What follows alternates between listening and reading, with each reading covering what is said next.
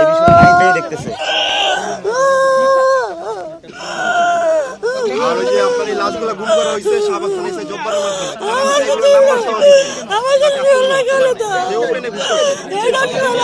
নাম হলো সাবেক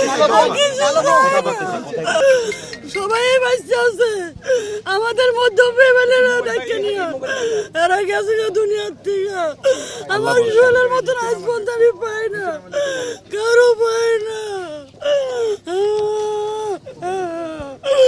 এই যে কামাই রুজি করে খাওয়াচ্ছে, এই যে দোকানে বসে, এই দোকানে বসে মায়ের এই আহাজারিকে সামনে রেখে আপনাদেরকে শুধু একটা কথাই বলি, মানে যখন এখনো আমরা একটু আগে দেখলাম একটা ছবি আমাদের একজন ভাইয়ের, এই খুনি হাসিনা যখন শুধু এই ক্ষমতায় টিকে থাকার জন্য আমার এমন হাজার ভাইকে খুন করতে বিন্দুমাত্র দ্বিধা করেনি।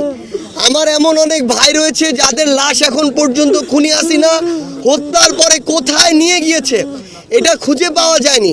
যেই ঘটনা আমরা ওই শাপলাতে দেখেছিলাম যে শত শত লাশ খুনি হাসিনা ফেলেছে, কিন্তু লাশগুলো পাওয়া যায়নি। যতদিন না আমরা খুনি হাসিনাকে ওই ফাঁসির মঞ্চে না দেখছি, এই বাংলাদেশে কেউ যেন ভুল ক্রমেও ওই নির্বাচনের কথা না বলে।